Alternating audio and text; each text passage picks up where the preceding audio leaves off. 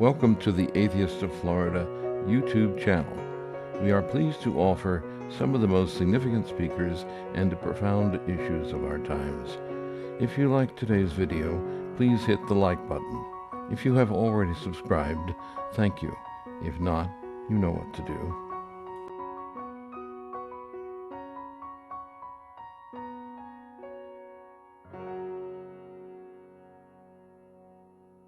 So introduction for myself probably is first in order. I am in Jackson, Mississippi. And can y'all hear me okay? Everybody there?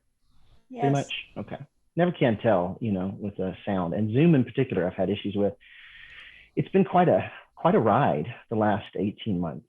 I don't want to get into it too much, but as a teacher, I've had to retool and redo the way I do my job. But I think that's probably true for a lot of people, that they've had to redo the way they do their job because the whole landscape changed. But at any rate, I've been teaching for 20 years. I think I'm going on my 22nd year now. And I have a daughter who's 22 also, so that kind of tracks really well. I have 4 daughters. One of them just turned 14. She's going into the 8th grade, or already is in it. And then I've got 2 in college and 1 that's finished with college. So all girls, which has been fun. I've loved it. I call it my estrogen party, or a little sorority. It's just my own sorority. But anyway, they're sweet girls, and they are still in church. And I used to be there as well, and their mother is still in church, and I'm the one who's not. So it was a big change for me when I quit going to church and when I quit believing in the same things that I used to believe in. And I had no idea how many things it would change to change the way I saw the world. Since that time, I've had to look back in on the faith that I used to be a part of from the outside looking in. And I spend a lot of time trying to bridge the gap and communicate with people who are still on the inside, because that's where so many people I love are. They're still inside the faith. And I've come out of it, but I still remember how to think sometimes like I used to think. And I have to try to go back into that mindset a lot to try to understand what's happening around me right now. It's such a disillusioning time to see people run after nonsense, absolute nonsense. And I'm going to talk a little bit about that during this. But to finish out what I'm saying, I did go into ministry of sorts. I was originally in Southern Baptist life, but I left it very quickly because I wasn't drawn to the large organizational type church. I was drawn more towards a house church kind of thing. And actually, there was a network of home churches that I was connected with for a while. And I lived in Atlanta for about 10 years during those years. And I did go to seminary. I went to a Presbyterian seminary. I didn't know that it was at the time. I thought it was just general Calvinists, but it was right down the road. And I had my full bona fides as a minister in that sense. But I did what you're supposed to do, and I read the Bible, and I read it so much that I figured out what was wrong with it. There's like a happy medium. There's like a sweet spot where you know it well enough to commit it to memory and try to live by it as best as you understand it. But you get to know it too well, and you start seeing through it, and then you realize there's all kinds of problems. And I don't even know where to start in telling people who are still in the inside of that bubble how many things are off. I don't even know where to start. And that's part of the frustration that I've got right now, is that if it was difficult to communicate with people still inside the evangelical Christian faith 10 years ago when I first left, it is significantly harder now, because we don't even seem to be appealing to the same reality. We're looking at 2 totally different realities. And I want to talk about why that's happening, because I think it has to do with human nature. And I think it also explains what it is that especially lifelong atheists have not yet figured out about faith. When I was working my way out of my own faith and deconstructing or deconverting or whatever, I looked for people who could help me understand what it was I was doing. But most of the people who had written at the time about faith in a critical light, they did it from the outside looking in. They did it as outsiders who had never been on the inside. And listening to their descriptions of religion, it sounded totally unfamiliar to me, like nothing at all that I was a part of. So I started trying to explain to other people what it was that unpacking your baggage from evangelical faith was like. And it's really hard to make people understand. But now what's happening is that same kind of problem that I saw for those who are inside the evangelical bubble, we're starting to see that in larger bubbles, because it turns out we're all really easy to radicalize. Like humans in particular, we're like 48 bad hours away from joining a cult, most of us, unless your life is just very, very secure and stable. It used to be that you could set up a life and keep that life for 50 years in the same place, and your family lived in the same place. And you had a sense of identity from that because you were tied to the geography of the area. But that's not really the way it is anymore. At this point, we've all had to scatter so many different ways. And even the jobs that we get, they keep shifting. You might get bought out by some other company and then ported to somewhere else. And then it's almost like, if I can use the shows that we watch on Netflix and Hulu, it's like being in a show where the cast members keep changing, or maybe only one cast member changed, but it's like the romantic lead. And it's difficult to adjust, or maybe even the main character got swapped out for somebody else. That's what it feels like now. Ever since everything started changing about 18 months ago, it's like I wake up and I try to figure out which reality I'm in today, because I don't really know. It takes a while to kind of get my bearings because so many things are still different. And there's so many things you can't predict now because the human behavior element is always an unpredictable variable in all the equations. If you're a person who likes to know things ahead of time and plan them 6 months in advance, this has been a maddening time period, because it's difficult to predict what's going to happen 6 months from now. We might be in the middle of facing a virus that we're trying to do things to combat, and your governor turns around and won't let you fight the virus. It's the strangest, most bizarre world to live in. And it's like an alternate reality. But I feel like some of what I understood about the religion I was a part of helps me understand what's going on there as well. I asked my friends on Facebook, which is kind of my main social circle now, just to be totally honest with you. I hate to admit it, but it's true. I have more in common with people that live in Connecticut, and Costa Rica than I do right across the street from me. They're nice folks. We always wave and say hello, but they have a totally different life from me. And they live on a totally different planet than I live on. And they have totally different shows that they watch. And I don't know how to communicate because communication has become so polarized. And I don't think that's always being understood because we are also in bubbles of our own. You have to work really hard to think outside of the bubble, the epistemic enclosure that you're in. And we all are guilty of getting into those places. I'm going to show a movie clip in just a little bit from one of my favorite movies that I think illustrates this really well. You have to tell me if it works. And somebody just type if it doesn't when the time comes. But the more times you've had to shift from one world to another, the more you start to sort of dissociate from who you used to be. And I want to talk about why that is. And I think it has to do with the fact that we understand ourselves through stories. But if your story keeps changing, then you're going to have a hard time keeping the same identity that you did. And each time you have to update your story, it changes the shape of it, which kind of changes your own self in a way. I know that this is going to sound, by the way, really scattered, a lot of these different things that I'm talking about, but they're all going to kind of tie together in a second. The question I keep asking myself is, how did this happen? How did a pandemic hit our species? And yet we had this hard of a time just responding to it in a way that's sensible. And the answer is because we are so easy to lie to. Humans are very easy to lie to. Once you tell them what they want to hear, they will believe you. And that's not only true of one side of the political spectrum, that's true of just humanity in general. And I don't know that everybody really appreciates that quite enough. We get really good at picking out other people's faults, but we don't see them in our own. And people like me who started out religious and then had to work our way out of it, we have this profound sense of our ability to be wrong, and it introduces a kind of epistemic humility where no matter what it is that I think, and I think I understand the way the world is, it's going to change again because that's how it's supposed to work. You're supposed to be able to adapt to a changing environment. It just gets hard. The older you get, the tireder you get, the more times you've had to reinvent yourself, the more times it's hard to even have a connection with who you once were. Because like I said, we see ourselves through our stories. And the more the stories change, the harder it becomes to hang on to who you are, your own identity. So now imagine somebody swoops in at a time where everyone is disjointed from one another because first they were already polarized over political issues.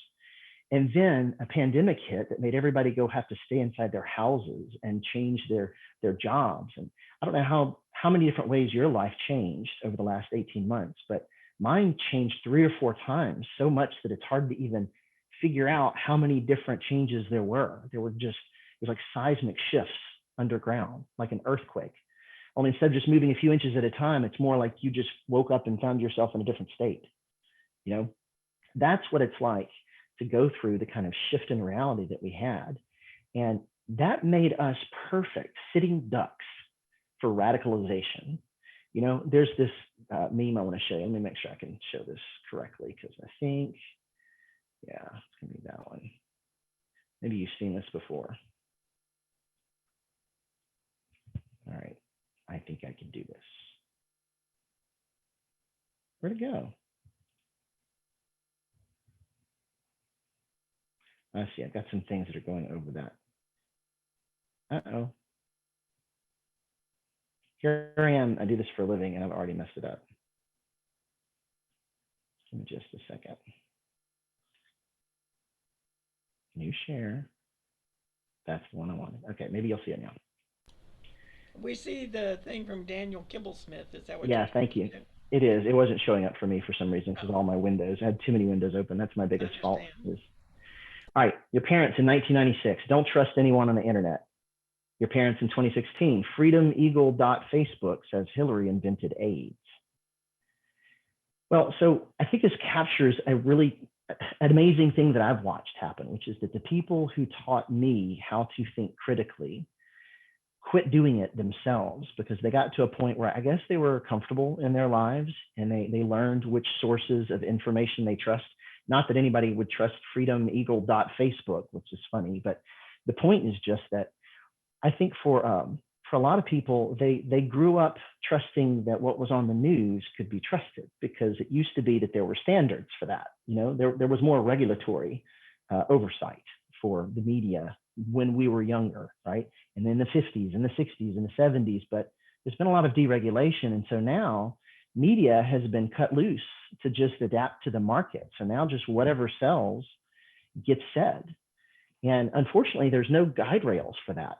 You know, the only guide rails are whatever makes money. So I've got people in my life who watch TV channels. Well, they're not really TV channels, but they watch it on their TV and it's really through websites. But anyway, they believe whatever they hear. And I don't understand why they don't think more critically about it.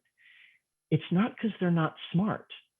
It's because they've learned to trust certain sources. And for them, those relationships, that trust relationship with these sources is stronger than their curiosity to test and see whether or not their sources are really reliable.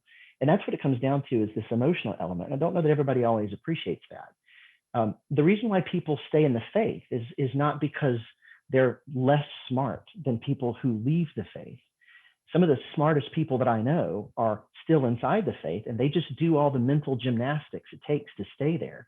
Or maybe they figured out a long time ago that they don't even believe most of what they say they believe. But to admit it out loud would be devastating to their lives, to their social lives, maybe even their financial lives.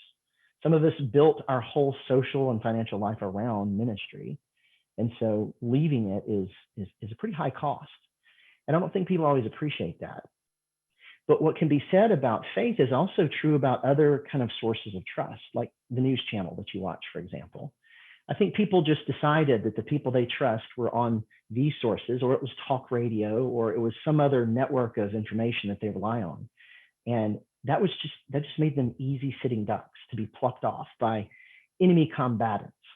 But here's the funny thing that happened, not so funny if we're American, and that is that we are particularly easy to lie to because we're trained to be such good consumers. You know, a lot of what American culture has going on makes more sense if you realize that we were originally a business venture as a country. I mean, essentially, for the people who came here originally from other places, they were looking for a new life. You know, they wanted to build their own home with their own hands and settle an area. But there's a bigger story going on besides their own little stories. And that is that there were companies that wanted to expand into new territory. And so they took it over.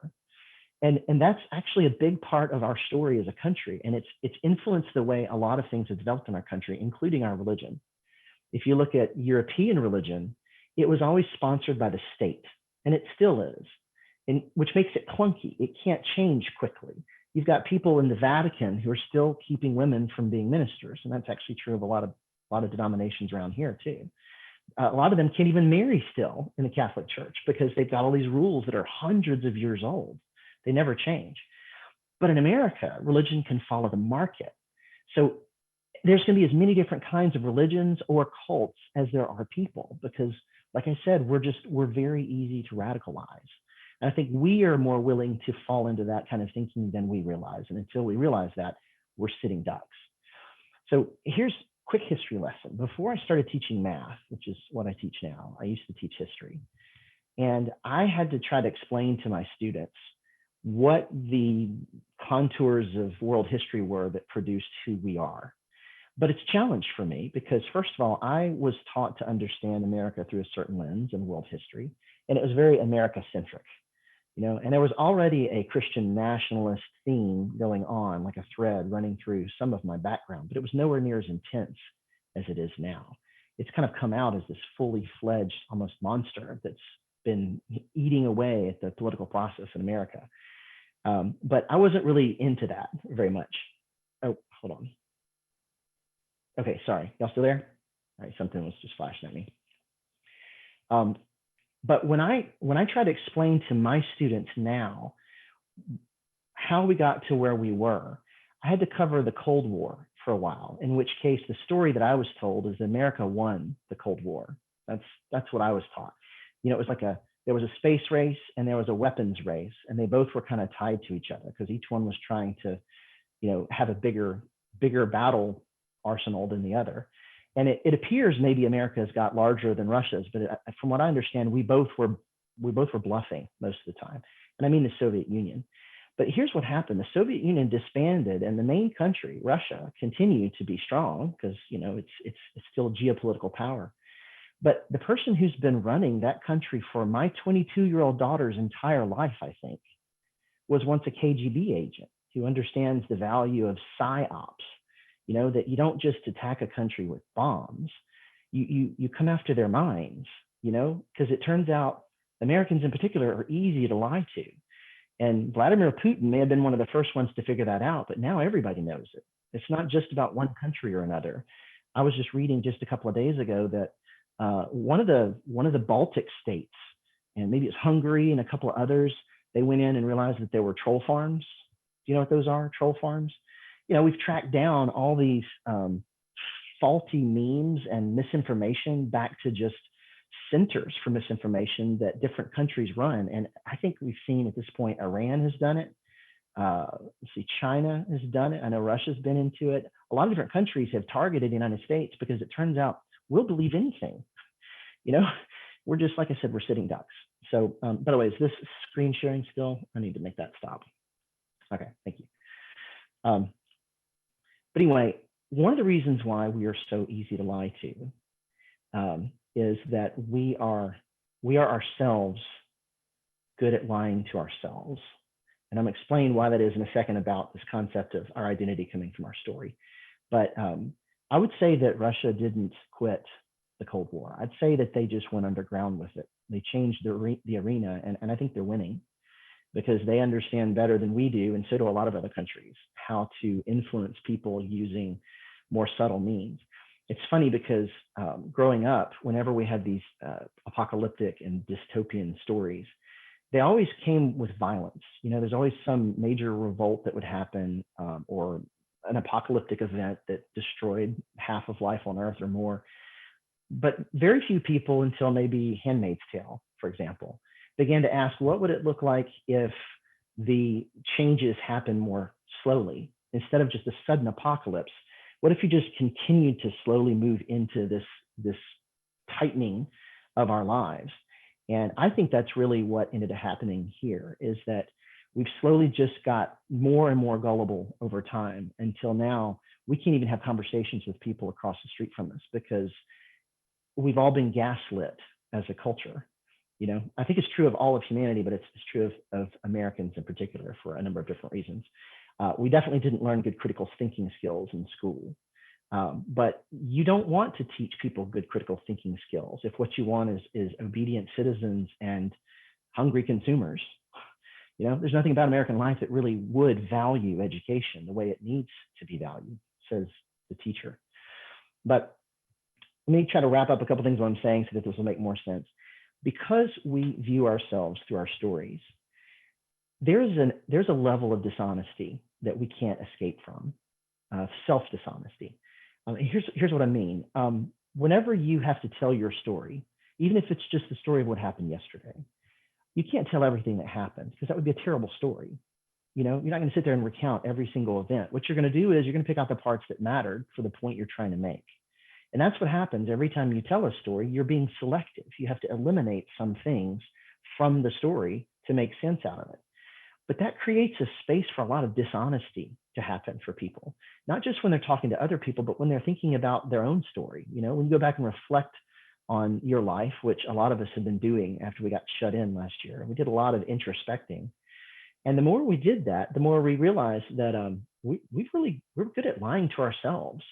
And it's really hard to keep track of what is and isn't real without more connection to other people, because we need those sources of information. You know how when people look back on their life, they see things almost as if they've been choreographed to produce who you are? They tend to look back on their life and say, it's almost like all the right things happen to make me who I am. Well, that's right. That's exactly how it happens.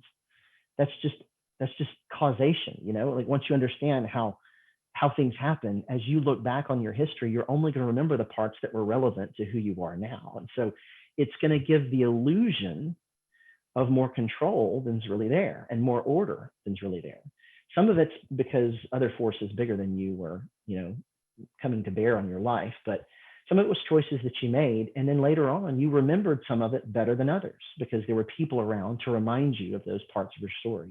Maybe those people are gone, which makes it harder to remember those parts of your story. So you're constantly creating and recreating yourself, whether you realize it or not. A lot of it has to do with how many people are around to remind you of who you are, but it also might not even be the same person. I'm not the same person I was when I was in my 20s. A lot has changed about the way I think and about the things that I find important. So it's natural that we would have a hard time sometimes hanging on to reality, and we have to triangulate and compare what we think to others to try to figure out what is and isn't right. And we spend a lot of time trying to eliminate our own personal bias if we're what we call free thinkers, right? We work very hard at that. But it's not going to work if we're not good at recognizing the emotional aspects of who we are, including our ability to lie to ourselves. So I'm going to show you a movie clip that I think goes with this really well. And it's from the movie Inception. I don't know if you've ever seen any of the Christopher Nolan movies, but I'm a huge fan of Christopher Nolan movies. The last few I'm not a big fan of. I feel like they've kind of not been as good. But Inception to me was kind of peak Christopher Nolan. And I'm going to play a clip. It's just about a minute and a half long. And there is a spoiler involved in this, but I think there's a statute of limitations that after a certain number of years, it's okay to talk about the ending. So you can just mute me if you don't want to hear this, but I'm going to show you a quick clip and let's make sure this works. Like I said, tell me if for some reason you're not able to hear this once I start it.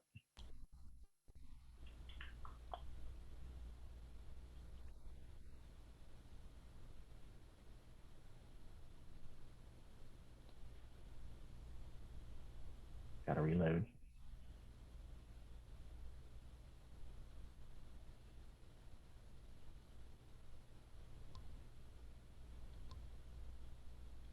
I'm not hearing anything, so I'm not sure if they're...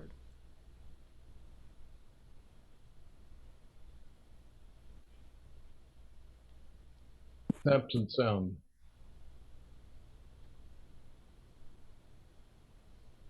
I'm not getting any sound. Oh, that's what I was afraid of. Are you sharing your Okay. sound on I'm your sharing computer? the screen, but there's no sound. No. I don't know why that's not working. You I think told it's it to because the share sound. Maybe told play it Yeah, on, maybe play it and then just go through what, as you're speaking now, like, or not. yeah, you're missing a great soundtrack, unfortunately, but you can see what's happening here, right? Yes. Okay, I'm going to pause because the sound isn't working. But how many of you have seen this scene? Raise your hand. No? Okay. Very hard to explain what's going on if you haven't seen the movie, but I will tell you this. This top that he spends is his way of figuring out whether or not he's in the real world, because he's basically somebody who invades people's dreams for a living in order to try to change their minds about things. And what ended up happening here is that he spent the entire movie trying to get back to his kids. And you spend the entire movie trying to figure out what's real and what's not. And there's been a lot of raging debate about whether or not this top eventually falls, because that's the indicator of whether or not it's real. If he's inside a fake world of his own imagination, that thing could just spin and spin and spin forever, because that defies physics. But they cut off the scene right before anything could happen. Here, I'll play it again. I'll at least turn it back on again. And it zooms in, and you see it start to wobble a little bit more, and then it's gone. And that's it. And we don't even find out what happens, which is really unsatisfying, except that that wasn't the point. The point of this was not for you to figure out what was real and what wasn't. The point is that if you were watching, you saw that as soon as he spun the top to check his reality, he also saw his kids, and he ran out there to go see them. And from that point on, he didn't even care to look at what was happening. He had made a choice that he was in the reality that he wanted to be in. This was the reality where he finally was reconciled with his kids. And so nothing else really mattered.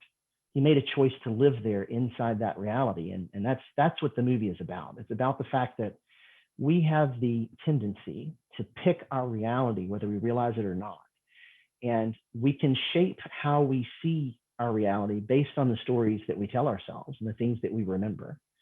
That makes us both really good at creating new things, but it makes us very easy to dupe, because we know that if you believe something hard enough, you can often make it happen. That's not wrong. You can't overcome physics, except that sometimes we can, can't we? Through our thinking, we actually have found ways to rather use physics in order to do things we used to think were impossible. We're doing that all the time. But the fact is, we do make things that didn't used to exist using our creativity. And so here comes the Christian faith in particular. Out of all the faiths in the world, this is one of the ones that I know the most.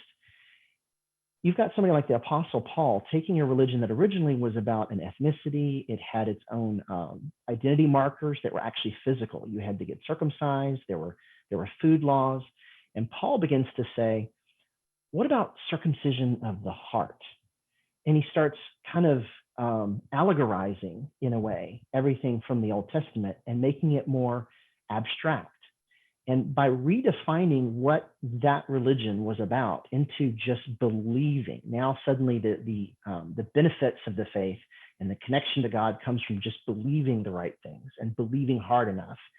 I think they tapped into something that was really, really smart, just from a marketing standpoint, because faith is a part of that mechanism by which we try to make things true that weren't true before. And it legitimately works sometimes for some things. That's why the religion has thrived so much over the centuries and continues to just reboot itself. And just like coronavirus, Christianity keeps changing and coming back in a slightly different form. And I don't think it's going to go away just because the internet exists. I don't know if you remember, but a few years back, people were saying, now that the internet's here and information is so easily available, it's going to kill out religion. No, it's not. They said that back in the 1800s, once the Darwin revolution was happening, and we started figuring out how much of life's diversity was just the result of natural forces. We thought, oh, well, now nobody's going to need God anymore, because now we know where we came from. It's just, natural selection and processes. No, that's not how it works. Religion is going to continue coming back because there's something in human nature that is always reaching forward, trying to overcome, to transcend, I guess, ourselves. And I think religion is just that attempt inside of us. We're looking for something bigger than ourselves to help us grow out of where we are. And I think that's just natural for an evolutionary being to have. And if it's not a God we're looking for, then we're looking for maybe aliens to show up. Anything that's smarter than us that we hope is not going to kill us, but would instead help us get out of the rut that we're in right now as a species, because we keep digging our own holes here. I can't tell if we're making progress or if we're going backwards most of the time. So I understand this desire for something bigger than us to come down and save us, you know. But if we don't recognize that we all have that tendency in us as well, then we won't realize that we sometimes take our own new ideas and turn them into a religion of sorts. You know, science can actually be treated like a religion. It doesn't have to be. It's just a tool, right? If you're doing science well, it's not something you could worship. But the thing is, some people do actually treat science as if it's a source of infallible knowledge, and they're not doing science right. That's part of what frustrated people when COVID first happened, is that whatever they said about the virus first, they changed what they said every few months. And for some people, especially people who don't really like change very much, maybe they even live in areas that have not changed all that much. Those kinds of folks, when they hear about this thing changing constantly, especially if they don't believe in evolution anyway, because that's just a bunch of phooey, you know, you start talking about a virus coming back as a different kind just a few months later, and they don't believe you. They think you're nuts. They think you're just listening to the wrong sources of information. And the thing is, they've got smart people that get up in front of the cameras that they watch that also say the same things that they believe. So it's not that they're not looking for the information. They're the victims of misinformation. And I think that those of us who spent a lot of our time picking apart religion over the last decade, we're going to have to start focusing on something else. I mean, yes, we're going to continue trying to understand the religious natures of people, but we've got a bigger problem here. And that is the gullibility of human nature makes us susceptible to all kinds of adversaries that we don't know how to anticipate. Like I said, our dystopian futures used to always be about bombs and coming and taking over by force. But I think the best way to take over humans is just to convince them that we want what they want. You know, it's more of the psychological operation. And so we are going to have to actually learn how to guide ourselves better. You know, we're going to have to learn how to sort through all of the information that we get bombarded with, which is almost like trying to drink through a fire hose now. It's 24/7 through as many different sources as you want. And half of it is fake. You know, we can actually trace these things back. But I think we're going to have to actually focus a lot on how to recognize when we're being fooled, how to look at sources of information, how to ask ourselves what our own personal bias may be, and maybe even try to also see if we are sometimes taking one particular virtue and turning it into a religion of our own. I think it happens with a lot of things. And I think it happens when we look back at people who stay within the bubble that they're in and we just say they're stupid. And that's why they're there. I can't say that because, number one, I was once in bubbles like that as well. I would like to think that I would never have bought into all of the nonsense that people in white evangelical churches around here have bought into. I don't think that I would have. But that makes me then wonder, doesn't that mean that there's probably tons of people out there right now who have been faithful members of their churches, but they've got enough sense to know that something weird happened and their religion, whatever it was about before, it got taken over and turned into something like a political freak show. You know, I would like to think that those people are out there looking for how to make sense out of what's happening. And I think it behooves us to learn how to explain to them what happened in ways that aren't condescending, because we're trying to sort through our own biases as well. And that's something we're always going to be having to struggle with. So when I said something in the title of the message about facing your own demons, there's a lot of stuff that I wanted to talk about, you know, your own personal parts of your personality. And those are interesting things to talk about. Like, I think we've got an inner saboteur that tears things apart when things aren't going the way they're supposed to, and we can't figure out any other way out of it. I think we've got an inner fanatic inside of us that I think looks for something to be a new kind of purity or perfection that we try to pursue. I think we make all kinds of mistakes when that happens. But I'm more concerned at this point with how it's affecting large groups of people that we are so easy to fool. And so I want to spend a lot of time, first of all, understanding how does the way that we see our lives and how we frame our stories affect how we see ourselves, and how do I reach people who are still inside there, and for them, their commitments to their community are always going to be overriding their need to understand. And we need to understand that's what their struggle is, that it's not just a matter of not being smart, it's a matter of having commitments to relationships and to social structures that if they were to fail in those commitments, fail to put those commitments above their need to understand the world and ask harder questions, they could lose everything. They could be booted out of their communities and lose everything that they know. So we have to be very patient with people. And I'm fascinated to see where it goes next. I never would have thought that masks would end up being part of the culture wars. But where I live, it's an almost entirely racial divide.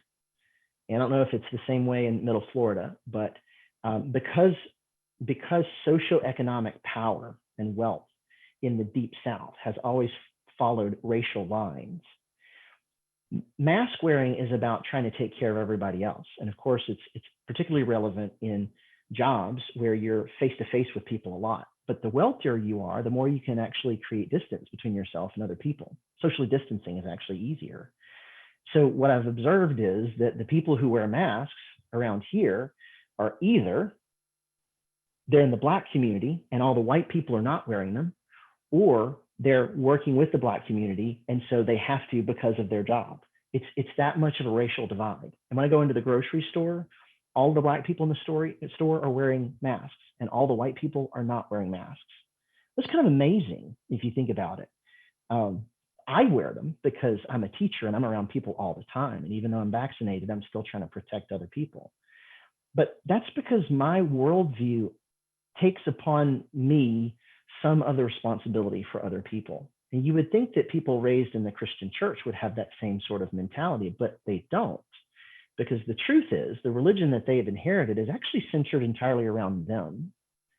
You know, the irony is that they're always saying that when you leave the faith, it's because you want to be your own boss and you want to be your own God. And, they have all these ways that they frame it, but there's really nothing more egocentric than a story that says that the person who created the entire world, and it has to be a person, is very interested in you specifically. And everything that you are told about this faith is about, it's in terms of what you need. You need to be saved. You need to be forgiven. You need to have another life after you die. Don't you want to come back? Don't you want to be with all the people that you've lost? These are all selling points. They don't ever have to be actually proved because most of the time it's the placebo effect. If you believe it hard enough, then a lot of this stuff will be true. Not the part about coming back from the dead, but you still can actually make yourself happier by believing you're going to be happier. So this is part of why it works. Religion continues because it works.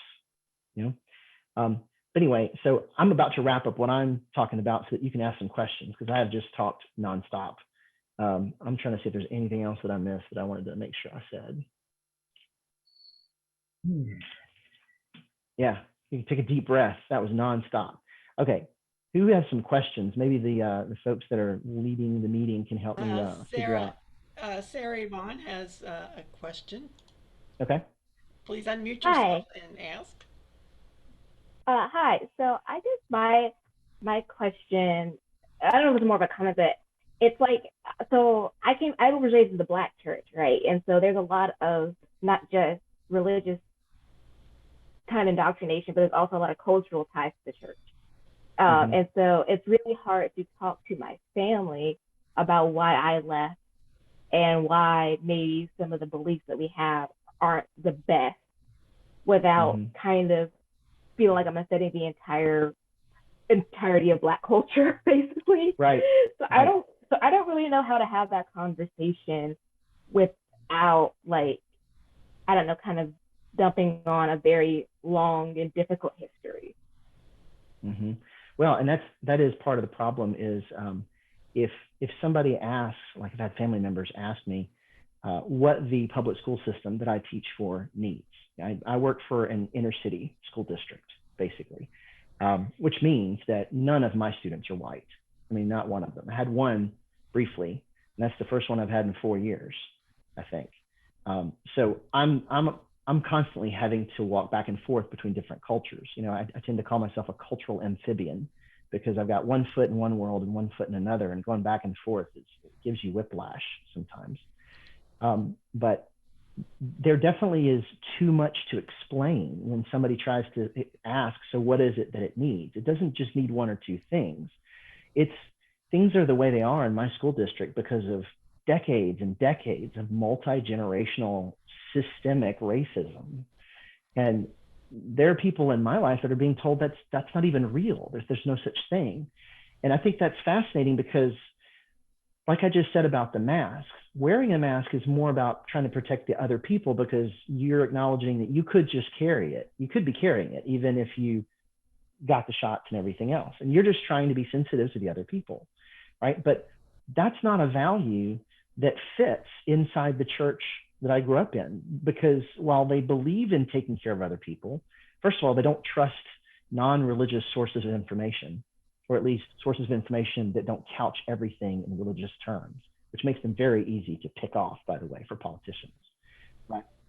But the thing is, there's too much to be just fixed. And all I can do is just try to make people more aware of the fact that what they do impacts others. But what I find is that there isn't anything in their theology, talking about the white church now, there's nothing in their theology that makes them feel responsibility for anybody else around them. They kind of believe that Jesus is coming back at any second and he's going to torch everything. It's going to start over, and you don't polish brass on a sinking ship. And that's what they believe about the world. People that I grew up with believe that God's going to wipe everything out someday. So we're wasting our time to invest in trying to make the world a better place. In fact, the harder you work to make the world a better place, the more you're signifying that you don't trust that God's going to come along and do it, And that's a value we're running up against people. Their faith doesn't have a vision that's larger than themselves. They're just waiting for Jesus to come to take them back. I don't know where the handles are for that. I've tried to use Jesus to make them understand things. You can show them the stories where Jesus was mainly worried about income inequality. That was what ticked them off the most, but they don't see it. They don't see it because they've got this lens that they use, and it filters out all of that. So, I feel your pain. I don't know how to make people understand it unless they have to be back and forth between both. And then they can see how it impacts people. That when I walk into a store and I know that everybody there has to wear a mask, if I'm not wearing a mask, I kind of feel like I'm telling them I'm okay with being more free than they are. Just another white person who won't wear his mask. So I wear it everywhere I go. Anyway, I'm listening. Oh, yeah. It's just hard to talk. So I guess I should specify, I am African American also. Okay. And so it's just like, there's like this big cultural gap, and it makes, it's like my grandfather believed that Jesus was coming back before he died. And so he did a lot of not so responsible things with his finances. And so trying to explain to him that, hey, maybe that's not the healthiest belief has not gone well. And so it's just like trying to not necessarily get them to stop believing in religion entirely, but take note of maybe some of the things that are more harmful, of like watching, really right-wing news and only in believing in, very destructive prophecies and things is just not a great way to exist in the world, and that it doesn't encourage you to be a better person. No, and unfortunately, because these psyops have been so successful in our country, a wedge has been driven between us, particularly about race. That was one of the things that, I don't know if you remember when the 2016 election finished, we did, the FBI and the CIA did all this investigating to try to figure out, so who all was messing with us using Facebook and other social media, Twitter bots in the thousands and tens of thousands. And we figured out that it was largely Russian troll farms at the time. Like I said, now it's lots of other countries because they're all getting in on the game because it's so fun, so easy. But one of the things they did was they hyped up websites that increased racial tensions. That was one of the things they went for on purpose, because they understood that the racial wedge in America is so deep that the harder you hit that one, the more effectively you can splinter American public dialogue. And it's worked. It's worked. And there's a great video that I'm not going to show you, but y'all ought to look it up sometime. It's called "This Video Will Make You Angry." This video will make you angry. It's a short little cartoon that just basically explains how memes and ideas and thoughts have a way of becoming weaponized just by the nature of natural selection. You know, things take on their most extreme form because of the way it makes people respond with strong emotions. And so what's happened is this has impacted the way we see each other. When we look at people who are on the opposite sides of these cultural divides, we see the worst version of who they are. And all the ones who aren't the worst version are doing the same thing we're doing. They're just sitting there shaking their heads, wishing that they could make people make sense. But it's a huge problem. And all I know to do is to have people be interacting in ways in real life where they see how each other lives, you know, and that's not something that's easy to work out. So I don't have any great solutions, but I definitely know what you're talking about. Who else? Okay, so do we need to Sarah, recognize thank you some very folks? much. Did that kind of address your concerns? Yeah. I guess I was hoping for a magic formula for how Yes. to Aren't we talk to all? people.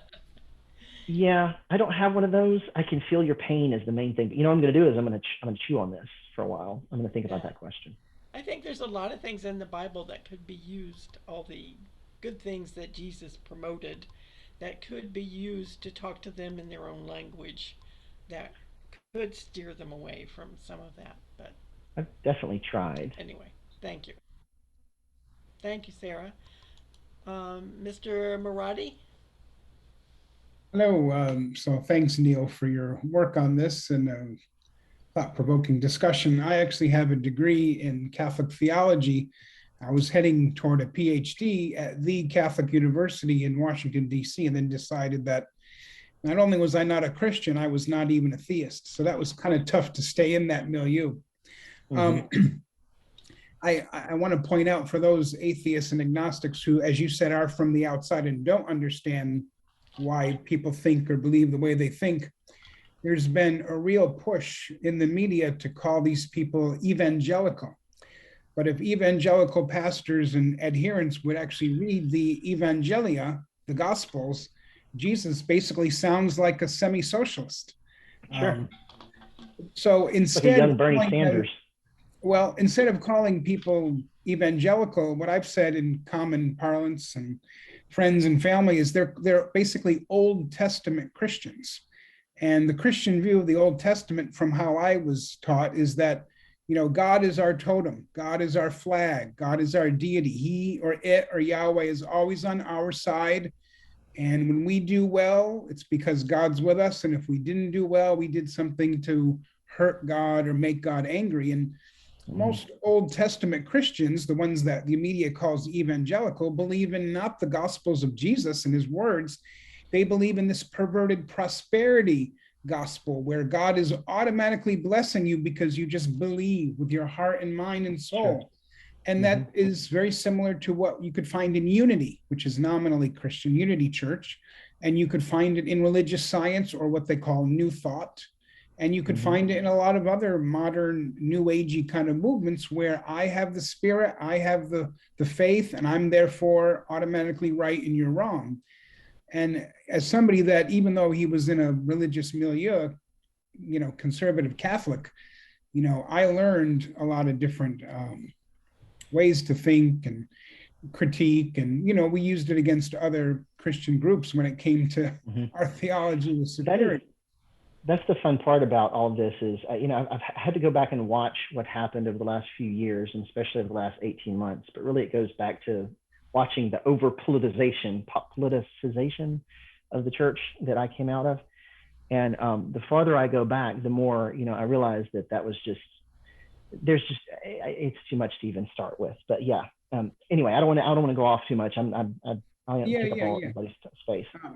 Just to conclude that, one of the things that I think is even worse than whether your friend or neighbor is or is not a believer and has any influence you is the Supreme Court justices that all seem to be Catholic. Most are white males, some are not.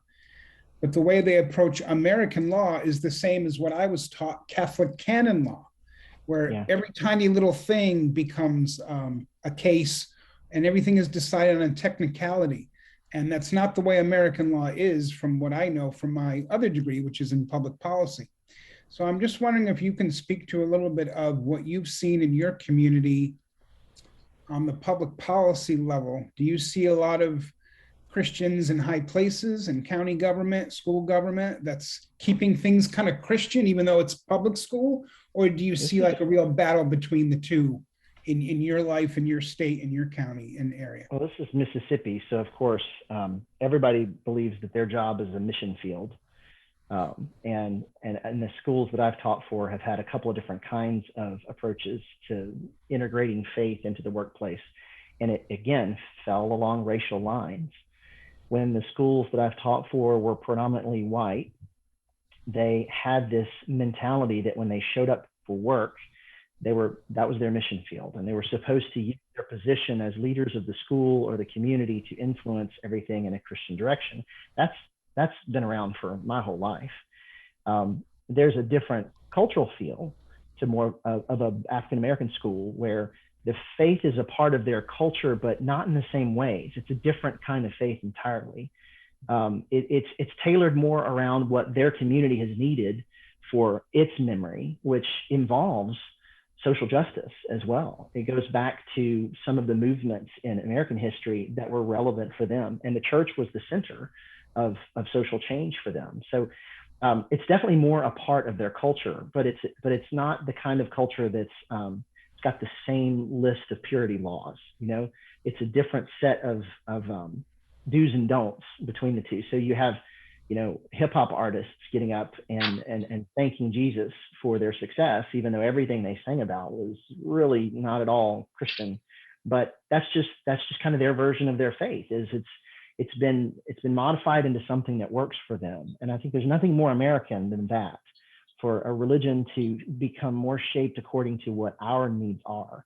You know, and I tend to say that, and this is not totally answering your question, but it's relevant, that Augustine or whoever it was that said that we have a God-shaped hole in our heart. I can't remember who said it first. Maybe it was Descartes. I don't know.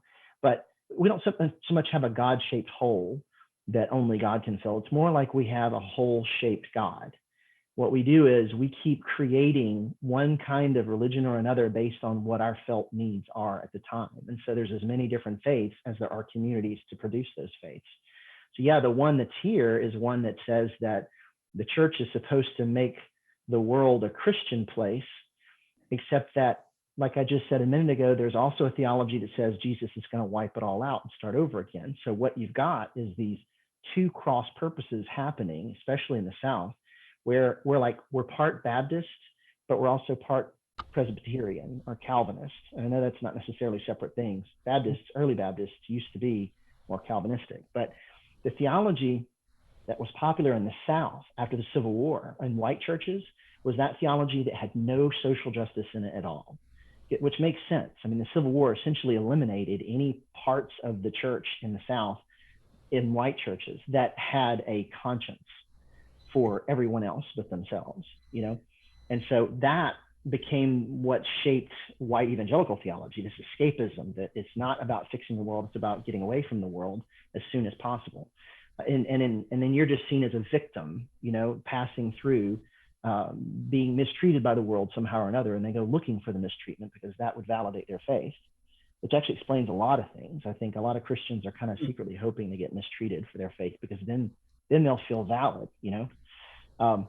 But there's this other line of thinking that's been around since the start of America, which is people like Patrick Henry really felt like that America should be governmentally Christian, and that idea didn't go away, and it stayed in circles and then came back out again during the time when the Republican Party started courting the church back in the 50s and 60s. You know, it opened the door for all the different traditions to come in, the Christian nationalist traditions, the ones that were, you know, even the fundamentalists got involved because they wanted America and Russia.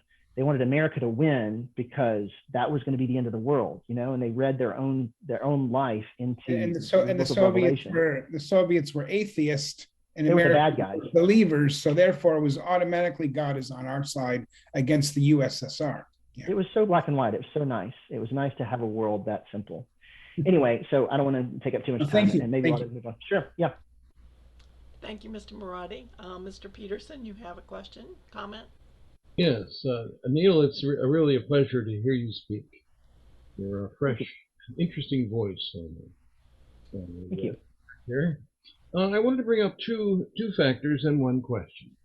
First off, factors that might enter into an explanation of how we got here.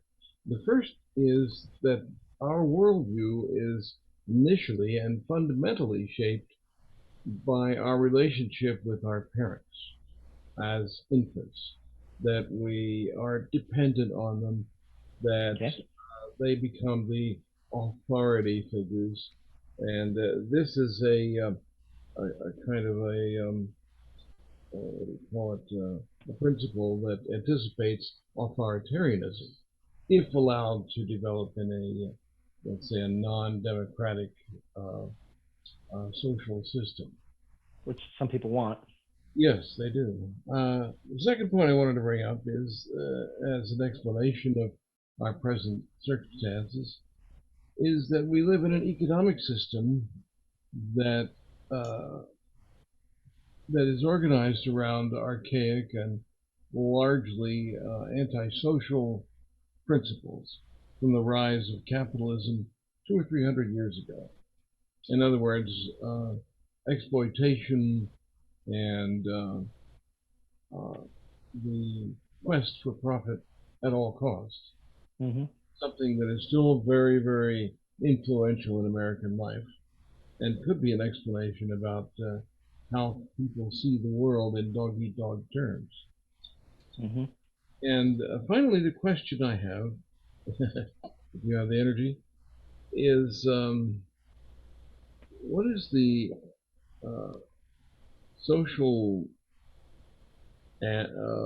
origins, do you think, of this kind of narrow fundamentalism? I mean, many other religions are more expansive. I'm thinking of the Catholic Church, Jewish Church, Unitarianism, all that sort of thing that seeks to strike out into the world, whereas some of this very narrow fundamentalism is very much confined, as you say, to the particular interests of the individual who's the believer and their relationship with God. I think if I understand your question correctly, the bottom line is that, like I said, some traditions within the Christian faith, it's actually a family of faiths. It's not just one monolithic thing. There have probably been hundreds of Christian faiths. Even from the very beginning, there were competing groups, like the Jerusalem group and the Syrian groups were theologically different from each other on a bunch of issues. But I definitely think that the theological tradition that has taught so many white evangelicals, for example, that they're only here for a time to represent God somehow in the world, just long enough to be taken away, and God's going to come in and fix everything himself miraculously. That mentality has made it to where they can't get a bigger focus than themselves, because there's no room for it to happen. It's been eliminated. And the best way I know to explain this, by the way, is through an analogy. And I can probably show you this picture if it will let me do it. Share that screen right there, I think. What I love about this picture is you can just get it from stock images, but it's a group of people seen from a bird's eye view, and they're creating a shape out of the negative space that they are standing around.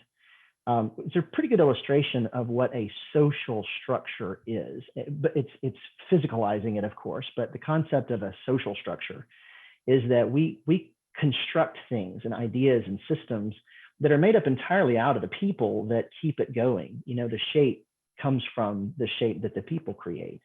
And this kind of explains, by the way, why people get mad when you leave their religion or identify yourself as somebody not as a part of their religion. You've just affected their number. Since what they are passing along is literally a construct made of people, you just removed one person from the construct. And so it's an attack on their faith, whether you mean for it to be or not. But what's fascinating about this is they're not creating a cross. by stepping into the shape of a cross.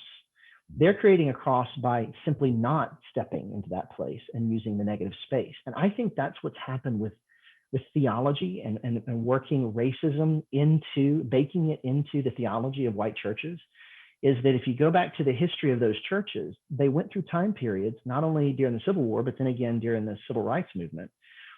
They had to learn how to eliminate any social conscience from their message so that they could avoid all the controversy and keep their theology as limited as possible to themselves and getting to heaven.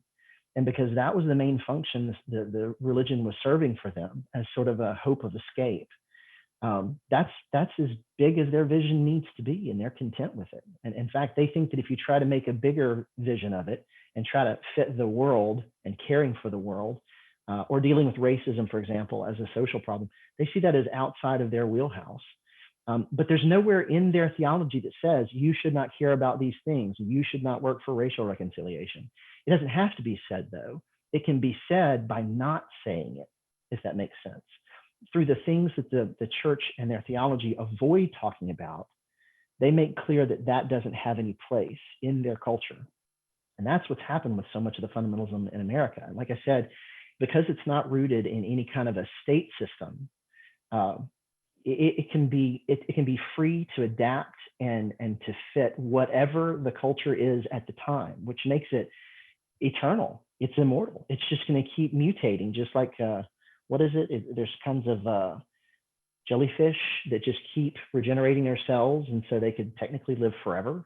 I think having COVID come was such a illustrative thing, because it represented basically the planet's trying to kill us, and I don't blame the planet, honestly. I think I would try to kill us too, because we're ruining everything,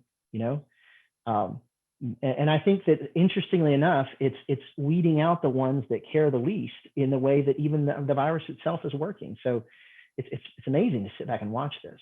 I don't know if I answered your question or not, but there is one other thing I want to say about what you said about the connection to the parents. I do think that it's very central to our psychology. I was a psychology major in college. And I do think there's a lot to that, because humans, again, because we're a social species, we don't like an impersonal universe. We keep projecting personality onto the universe. Even when you take God away from people, they'll start talking about the universe like it's a sentient being that wants things or doesn't want things. And I just did it with the global ecosystem. I just said the planet wants to kill us.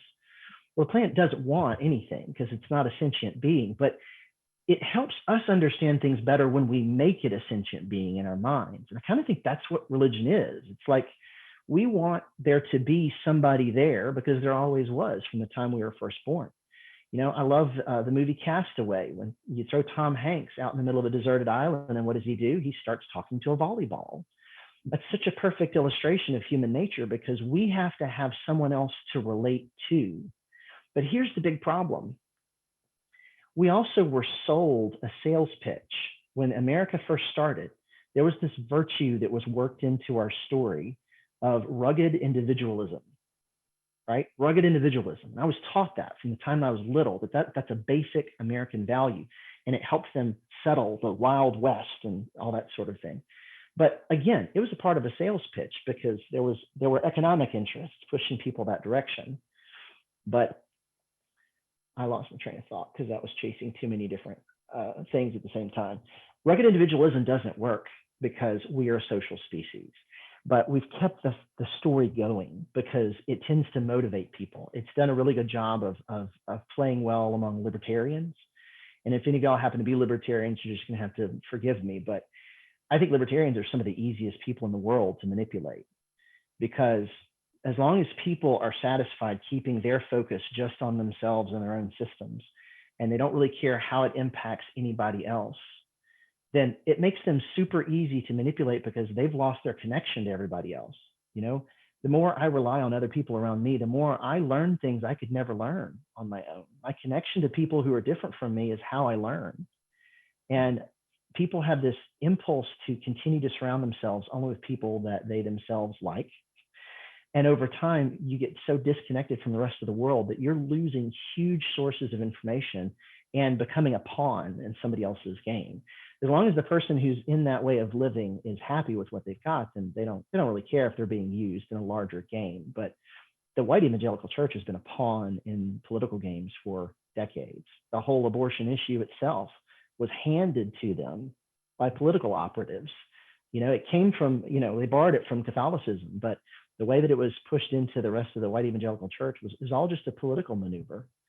But so back to the thing about personality, I think that we are just intrinsically driven to project personality onto things. Just like my girls, every time they get in a canoe with me or get in a car, they have to name it first, because that makes them bond to the thing. That's just human nature. And I think we do that everywhere because we need to be in relationship with others for it to be a healthy life.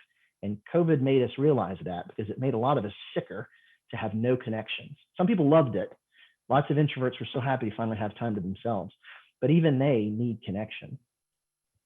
Well, that was really, really a fine explanation, and I would like to join you in your pursuit of social solidarity as a method of dealing with this whole question in the broader context. Thank you. Thank you, Jim. Jim Young? I appreciate your discussion. It's been very stimulating. I have a number of points that I'd like to touch on, because you were talking earlier about how that one can go about challenging the effect of religion upon our communities. And I've made it something of a science to try to identify various areas where religion is vulnerable to, if you will, attack. And one of those is challenging the lack of ethical principles within theist religions. If you communicate with a Christian or anyone, Muslim, it doesn't matter, if they're a theist, you ask them to articulate the ethical principles that they cherish and aspire to live by, they are incapable of doing that. This is a very big issue, because if we don't live by principles, if we don't live a principled life, we are capable of any kind of behavior. There is nothing to rein us in. And that is the problem with religion. They are capable of committing any crime against humanity when they believe they are acting at the behest of their God, or if they think it is God's will. So you find that, especially within the evangelical fundamentalist communities, they use a lot of hate. They have a lot of hate, teach a lot of hate, and intolerance for people who are different. And it doesn't, this is so widespread, you can be different based on your religion, even if you believe in the same God. They can hate you because, right? Yeah, or you have a different sexual preference, gender, Sure. or the color of your skin, or nationality. You speak a different language. They can find a multitude of excuses to hate people, and so they're vulnerable to attack on that. Yeah, the second point I want to talk about is the fact that there are actually only human solutions to human problems. There are no supernatural solutions. God is not doing anything for anyone at any time ever. And of course, they want to credit God with every good thing that happens and credit humanity, bad actors, atheists, and Muslims and other people who they despise, as being the source for all manner of evil. But the reality is, if you point out to them that their God actually does nothing for humanity, they are troubled by that. The other thing is critical inquiry. People talk about critical thinking all the time, and they haven't got a clue. They haven't studied the topic. Even if they were taught the topic in school, they didn't pay attention. They forgot all about the principles, the concepts, the elements of critical thinking, and they are not critical thinkers. We just do not have critical thinkers. So they need to be challenged on that, and they need to be challenged on their ability to make a distinction between what is imaginary thinking and what is object reality, and the acceptance of facts and science. And they're very negligent in this respect, because none of them have a methodology whereby they can make such a distinction. And one of the things that they is a problem for them is where they focus their attention and service. So if you are promoting the idea that I need to spend all of my time and energy in service to a supernatural being, that detracts from my ability to serve humanity. So I cease to be an agent for good for humanity, and I'm only concerned about what a deity wants. And this is the problem, because Jim, do then you have a question? now I'm wrapping it up. Jim. I'm wrapping it up, Judy. Just give me a Okay. moment more, okay, please. Okay, so they want to blame the victims who are suffering for their suffering. They need to be challenged on this, because they cannot defend that position. And then I'll ask them, they are incapable of articulating what they believe and why they believe it. They are simply going about quoting scriptures that they have memorized and given no thought to it whatsoever. If you want to comment on any of those, you're more than welcome to. I'll just piggyback on one. But all of that was just in response to your question. Okay. Well, okay. You used a lot of sweeping turn. Oh, I'm sorry. Is it not my turn? Yes, it is. Go ahead. Okay. No, all right. There's a lot of sweeping generalizations in what you said, and I agree with some of it, and I disagree with some of it. For example, people that I love very dearly have very strong feelings about sexual orientation on both sides of the issue, and because I know why they think the way they think, calling it hate is wrong. It's not the right way. It's not the right thing to call it. But that sells well. But and there's an aspect in which you could say it's hate in the sense that it is doing things that cause them harm. But many times the harm that's being caused is being caused because people think they're doing the right thing, and they're trying to do what they think is in the best interest of the other person. Now, their mind is too narrow about the issue. If they really think that they should make determination about certain sexual orientations based on the ideas of somebody living in the Mediterranean in the 1st century, who may or may not have even been saying what we think he was saying most of the time about the matter, that's definitely something that can be addressed, but they're not seeing it as harming them. They're trying to help them, and so they don't see it as hate. And a lot of them will learn critical thinking skills, but the problem is the critical thinking skills grow up around an already existing system of thought that was given to them from the time they were little. And so even when they learn the tools of science, for example, they'll learn them, but there will be certain ways that it's off limits. It's off limits whenever it challenges core beliefs of theirs. They still learn all those other skills.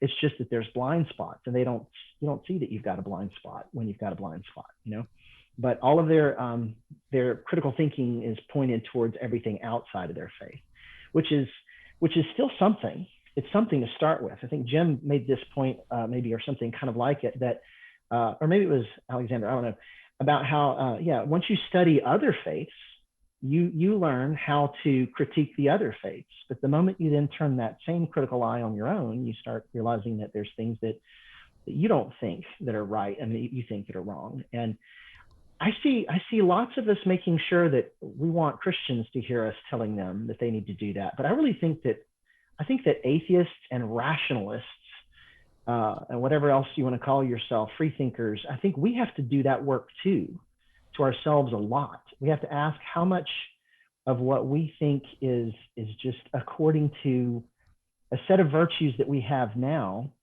But I question whether or not we have a center, a moral and ethical center. I feel like we're working on it. But some of the communities that I've gotten into, especially the very science heavy communities, I didn't find them to be more moral than Christians. It was just a different kind of culture. You know, there were still bad actors in every subculture that I get into, and there's still a need for accountability and for people to teach people how to not be inconsiderate of everybody else. And I see that as an ongoing problem, even in very rationalist, science-heavy communities, because we are not just rational beings. We also are emotional, and we also have a tendency inside of us to dream and to wonder. And as a result, we have this religious impulse that keeps coming out in various ways. And if we don't watch out for when that happens, it'll just find a new way to manifest itself. So I guess what I'm saying is, I think that a lot of the things that I learned to criticize the church for, I'm still doing the work of analyzing myself to see what ways that's still happening for me. I'm hoping that them learning critical thinking skills for other churches and other denominations and other faiths is going to teach them better how to analyze their own, but it doesn't always work out that way. It did for me. Right? Who was next? Did somebody else have their hand up? No one currently has their hand up. Please feel I'd free. like to respond to one point. Quickly, Jim, okay? And Joe Reinhardt has his hand up. The Christian church has always characterized their hate as loving a sinner, hating the sin. Mm-hmm. And that argument can be used for anything. Sure. The same, they use it for any and every person they nurture and hate for. So I'm going to have to reject that argument. They are not charitable in their thinking at all. It's not about love. It is legitimate hate that they learned in church. Thank you, Jim. Okay. No, go ahead, Neil, if you want to comment on that.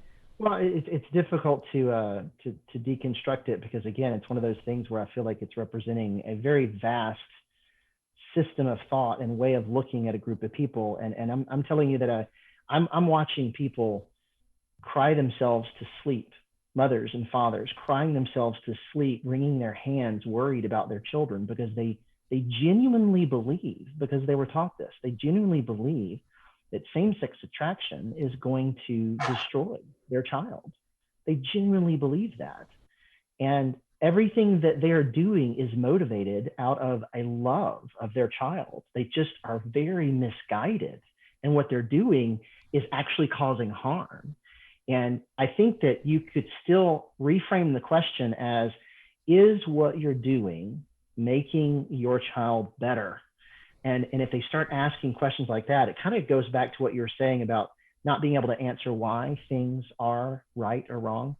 Obviously, one of the greatest weaknesses of the Christian faith, which there is no such thing as one monolithic Christian faith. So whenever you make a generalized statement that the church always does X, it's a family of religions that's been around for hundreds of years and keeps changing. So there is no monolithic Christian faith, but there's definitely a lot of this teaching you what you're supposed to care about, and they're doing the best they know how to do. They're misinformed, but they're trying. And I see that they're trying. And so that's why hate doesn't feel like the right word. But I think that because the Christian faith is rooted in the divine command theory in some form or another, that morality goes back to there is a God, and whatever God says is right is what's right. That doesn't actually lend itself to analysis and breaking apart why something is good or not good. It's just God says it's not good, so you don't need to know why. You just do what God says. Certainly asking them to try to explain why something is actually harmful might be a useful exercise to give them. And I think that's at least something to start with.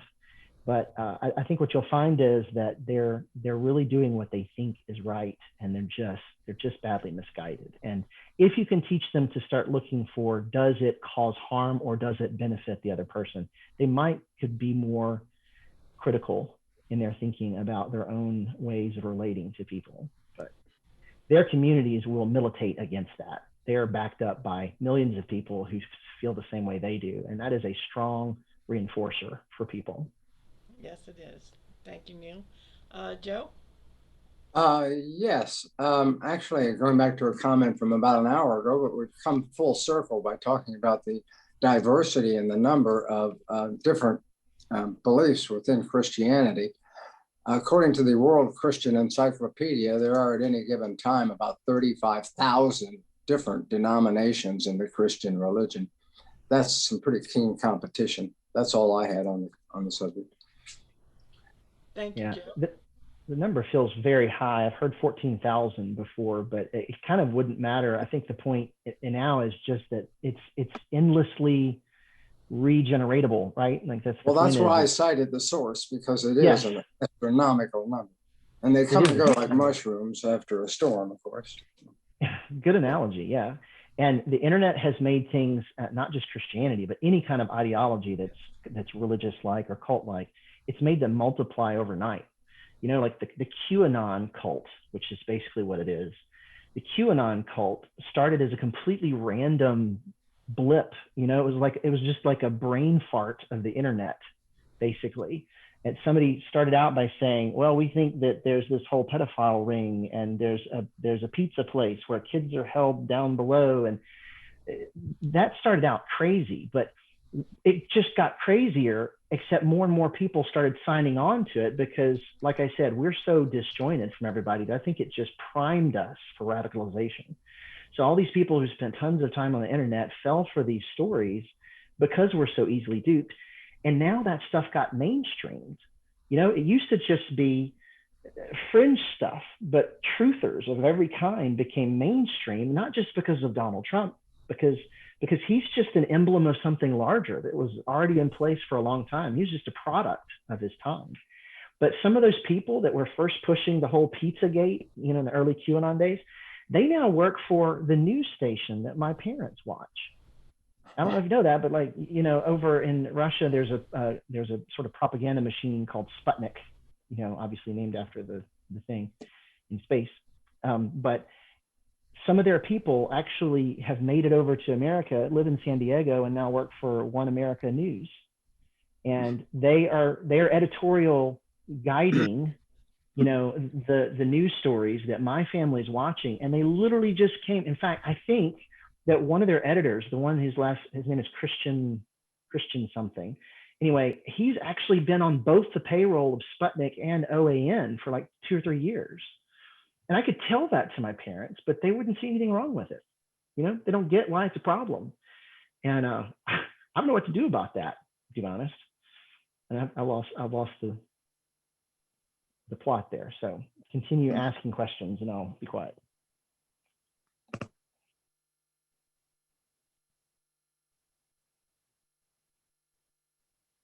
There's somebody else. Rick? Yeah, Rick. Let me make sure he's there. Rick Pearson? Yeah, I was just going to go more on that. He said there's no monolithic Christianity, and we were talking about all these denominations or sects of it. Now, I was Baptist, and they did teach us hate the sin. No, what is it? Yeah, love the sinner, hate the sin. But that's not, again, this is maybe an extremist form, but the Westboro Baptist Church. God hates, and I'll use the term they use, God hates fags. Okay, they're not distinguishing between the sin and the sinner. They're saying they hate the people. Now, that may be an extremist form, but there are at least some sects that don't make that distinction, and they go straight for the person. And you could go, if you go back to the olden days in the KKK, they were supposedly a Christian group, and they didn't separate the hate from the person. No, although it is fun to say something like, you know, when people do get offended when I tell them I don't believe what they believe, they take it personally, because for them, for me to reject their belief is rejecting them personally, because like I said, go back to the social structure. You've just taken away one leg of the table they're standing on by saying you don't believe in it. And people find that offensive. So Yeah, I do think the cases I brought up were like the extremist side, not the majority, but they do exist. That's all. Mhm. Well, I like to tell them I can hate the belief but love the believer, and watch and see what they say. And once they stop and analyze why they don't think that that's possible, well, it never goes anywhere, unfortunately, because the self-awareness that is needed, I think, is actually discouraged in the faith that I came from. It actually had a dampening effect on self-awareness because it had a script to it, and the script told me exactly what I was supposed to think about myself. And it was a very negative view of myself. You know, one of the parts of the personality that I'll talk about some other time is that we've got like a recorder and an archivist in us that keeps up with our story. But what if one part of you just keeps up with the bad parts of the story, and they only remember the things you did wrong and mistakes that you made? That's a pretty powerful thing to keep alive inside your own head, but we've all got those, you know, and that's why the faiths continue to appeal to people, because they give people some way to deal with that. My faith, though, taught that guy, my inner critic, to be brutal, to be merciless in the way that I thought about myself. And I would love to attack that way of thinking and get rid of that, because I think the whole enterprise depends on making people feel worse about themselves from the beginning. You know, so that's where I'm going for, is trying to address the greater need that's underneath it rather than trying to dismantle the religion itself, because it's just going to come back as a different thing. You know, it's just going to come back as a different mode, and we're going to have to learn new ways of fighting things that don't look like a religion at all. You know, QAnon doesn't look like a religion, but it functions a lot like one. Lots of these things that we're going to have to deal with are about the susceptibility of being lied to as humans. And so we need to think bigger than just religion. It's not just about that. Anyway, anybody else? Any other questions before we're at the end of our time? But as long as he's willing to stay and you have questions, we'll keep on going, because it's been really quite interesting, I think. I really appreciate we don't get many people who talk about the emotional aspects of human beings. Mm-hmm. And I think that's been something that's really been missing in the discussion with atheists. We major on the rational side of things. That's what everybody seems most comfortable with inside the atheist and the skeptical movements, you know, debunking myths, the science positive communities. There's a very strong rationalism, but we are also, we're emotional beings, and we are relational beings. And if we don't understand that, we're just going to make ourselves sicker. You know, we're going to become breeding grounds for as many bad things happening to us as happen inside the churches. I agree. Absolutely. I'm going to go to Marcos because Mr. Peterson's already asked a question. So Marcos, please. Just really quickly, I like how you mentioned biases and blind spots, and not only put it to the people with religion, but also, you know, we need to be aware that sometimes, you know, we've been hurt before from religion. Some of us are atheists because we've discovered we've been lied to, and sometimes we have this sentiment of anger, and that can also create a blind spot, and our bias acts into the reasoning for certain things. And I'm glad you mentioned that, because we need to apply that to us as well. You know, our anger can try to explain something that is not real just because we're angry. So thank you for that. Yeah, and the anger has a way of feeding on whatever just happens to be nearby for it to attach to. Sometimes the emotion is the thing that starts first, and it just looks for an object to attach to. But I call that the adolescence phase, where we reject what we came from, and we make a villain out of our background, and we all do that. And that's immature. Eventually, we have to get to a stage where we look back at some of the things we rejected and realize that there were some elements of truth to it. And maybe we were not viewing everybody in the right light to begin with, but that's part of maturity. You know, I used to have a lot harsher feelings toward my dad because he was a disciplinarian. But now that I'm my own parent in some ways, you know, we have to parent ourselves as adults. I realize why he was making such a fuss about some things. I hate to admit it. It almost breaks my jaw to say it, but the man was right sometimes, you know? So yeah, there's this adolescent phase we all go through anytime we learn something new, where there's a lot of anger and disillusionment about why we were lied to so much. But I'm telling you, the people who pass on the lies that we believe, they don't always know they're lying, because they want to believe these things too. And that impacts the way I think we should see each other. We have a lot of people that are misguided. That's why they act the way they are. I'm not trying to excuse their behavior. I'm just saying it doesn't do any good to not realize that they're trying to do the best they can. They're just badly misled, and they need better tools to seek out better guidance. I'm going to go ahead and let Susan ask her question, Jim, since you've already asked. So Susan, please unmute and ask her question. Okay. I just was going to ask you, since you were talking about the emotional aspect, it's kind of on another little trail here, but are you familiar with sociologist, I might not say his name right, Emil Durkheim? He talked about collective efflorescence, and it's that whole good feeling from being in a community.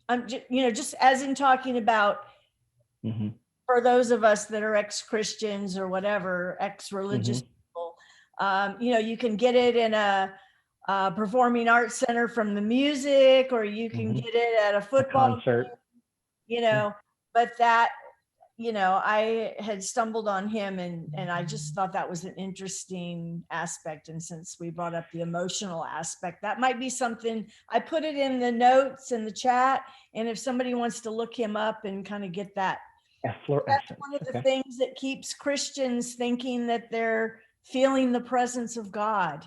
Yeah, religion exists and thrives because it is meeting needs. Yeah. You know, people on the outside may not realize how it's meeting their needs, but it is meeting needs. And one of those needs is that sense of solidarity and a group of people all singing the same notes in harmony with each other. I got to say, that's a powerful thing. I've watched atheists try to recreate it in their own groups, and it doesn't. It's just doesn't work. It's not. And if somebody tries to start imagine one more time, I'm going to tear the walls apart. We really have not inspired a lot of great art just yet, and because there's no such thing as an ideology that's just atheism or free thought. That's just the beginning of a journey, is all that is. That's just the answer to one question about what you believe. We have a lot more things we got to figure out, like what he said about having more of an ethical center. We have a lot of things that we have to replace religion with after we get rid of it. Because if we woke up tomorrow and there were no religions on the planet, something like it would appear again.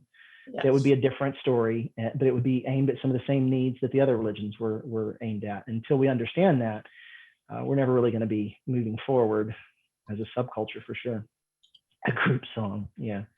Thank you, Susan. All right, Mr. Peterson, you get the last question. Unmute and ask your question or make a comment. Yes, thank you. Well, I simply wanted to say that I wanted to thank you for being so open and engaging and helping us to explore some of the darker areas of our social existence, and how we can start to work on developing relationships with others that would be truly fruitful for the rest of society, not just for ourselves. So thank you. Thank you. And honestly, I don't know what to expect. Like I don't have any belief system that ensures that I think humanity is going to survive. There's nothing that guarantees we're going to make it. Maybe something better than us will come along. It might hurt us. It might not. I hope they're nice to us, whatever it is. We'll probably make it, whatever it is. We'll probably make a version of ourselves that's so much better than ourselves. So many of our movies are now about AI, and they're about, other kinds of transhumanism kinds of stories. Yes. But if we don't work on our emotional health, we're not going to do much better than the religious groups, because we get so caught up with rational thought and not that you can't be emotional or rational about your emotions, because like you Right. said, you do a lot of self-examination and going through those things. It's important. Well, and it's an observation that I've made because I've gotten to rub shoulders with a lot of luminaries by accident. I almost feel like for about 15 minutes, I was the Forrest Gump of the atheist movement. I just kept showing up places. And because I ended up talking to some, important people and hearing their take on things, I realized that, number one, they were always talking as an outsider. So they never quite understood the thing they were talking about because they had never been on the inside. But the other is that there is this belief there that keeps coming out that if we could just be purely rational, just more fully, completely rational, intellectual, then things will be better. But that's not who we are. I mean, look at ourselves. Go look in the mirror. We're also animals. Right. Animals need to be hugged, right? Animals need food. They need to be a part of a community. And these are things that if we try to forget these things, we're only going to be harming ourselves. We're just going to get more and more addicted to antidepressants and anti-anxiety meds because nothing we're doing is really the way that an animal should be living. So yeah, there's whole sides of us we have to take ownership of. And just saying there's no gods and religious people are idiots is not really going to actually get us anywhere. Yeah, I agree. Absolutely. Well, thank you. I know, Dan. So actually, I talked to him some. Oh, yeah. Yeah. No, that's okay. Okay. Didn't mean to cut you off. Oh, no, that's okay. Really appreciate your visit and bringing up all these topics. It's been quite stimulating, and I look forward to reading your blog. Everybody go to Patheos and look for Godless and Dixie. And hopefully we can have you back again sometime to explore this area much more in depth. I'd love to. Thank you. All right. Thank you all very much for coming. And if you have any comments or questions you want to make, just shoot them to me and I'll send them on to Mr. Carter. Thank you all very much. We'll see you next time. Bye. See y'all.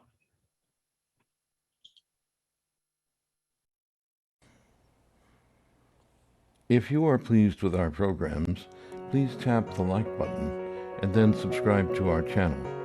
Don't forget the bell so you don't miss any notices of new material. We usually post new content every week. See our created playlists to discover events thus far this year, or to see a list of topics and speakers from our rapidly growing and diverse collection since 1992.